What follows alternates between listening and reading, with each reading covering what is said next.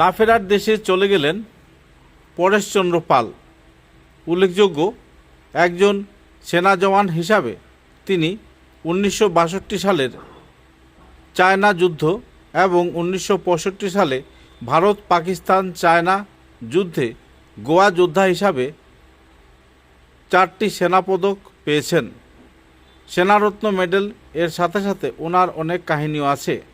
প্রায় 3 মাস ওনাকে চীনা সৈনিকেরা বন্দি করে রেখেছিল, কিন্তু সেই জায়গা থেকে উনি ওনার সহযোগীদের নিয়ে সবাইকে মুক্ত করে বেরিয়ে আসতে সক্ষম হয়েছিলেন।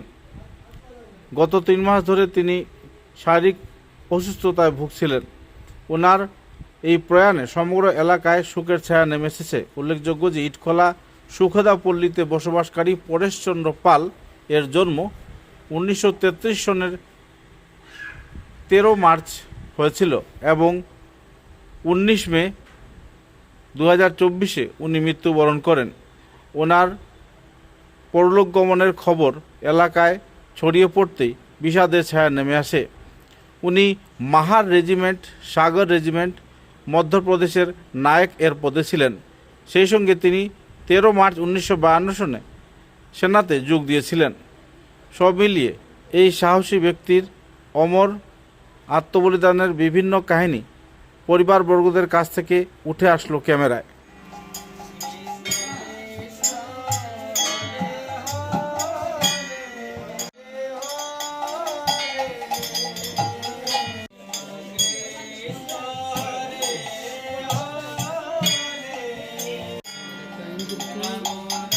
इंडियन फोर्स है।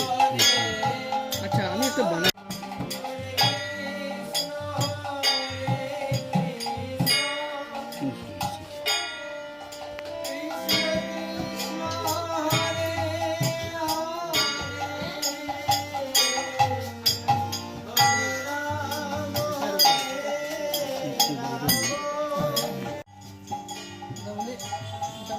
ভারতীয় সশস্ত্র বলের বীর সেনানী পরেশচন্দ্র পাল আমাদের শিলচরের সুগদাপল্লী নিবাসী।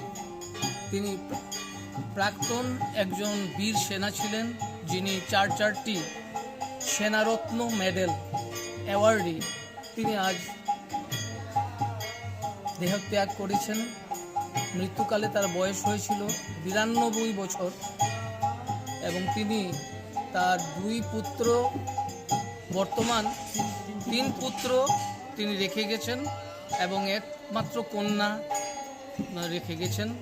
তার স্ত্রী সহ নাতি নাতনি ওনারা সবাই বর্তমানে রয়েছেন। তার এ বিষয়ে আমি তার নাতি রিকিকে কিছু বলার জন্য আমি পার্থ প্রতিম পাল। নমস্কার। অত্যন্ত ভারাক্রান্ত হৃদয়ে আমি আপনাদেরকে জানাচ্ছি যে আমার পরমারাধ্য ঠাকুরদাদা স্বর্গীয় পরেশচন্দ্র পাল আজ সকাল 5টা 30 তিনি ইহলোক ত্যাগ করেন এবং পরলোকের পাড়ি দেন। মৃত্যুকালে তার বয়স ছিল 92 বছর। তিনি দীর্ঘ 3 মাস ধরে বিভিন্ন বার্ধক্যজনিত রোগে আক্রান্ত ছিলেন।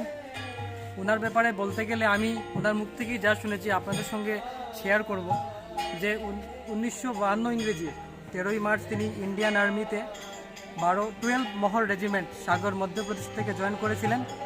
জয়েন করার পর তার জীবনকালে তিনি 1962 ইংরেজির যুদ্ধ, চায়না ওয়ার এবং তার পরবর্তীতে 1965 ইংরেজির ভারত এবং পাকিস্তানের মধ্যে যে যুদ্ধটা ছিল, লাহোর যুদ্ধ বলে যেটা আমরা চিনি, সেই যুদ্ধেও তিনি অংশীদার ছিলেন। আর তার পরবর্তীতে আপনারা সবাই জানেন পর্তুগিজ থেকে গোয়াকে যখন ছাড়ার সময়টাতে 1966 ইংরেজি সম্ভবত, সেই যুদ্ধেও তিনি একদম অ্যাক্টিভ পার্টিসিপেন্ট হিসেবে ছিলেন, যার কারণে ভারতীয় সরকার ওনাকে এবং ওনার কমান্ড্যান্ট অফিসার পক্ষ থেকে 4টে সেনারত্ন মেডেলও দেওয়া হয়েছিল। তিনি অনেক সাহসী ছিলেন।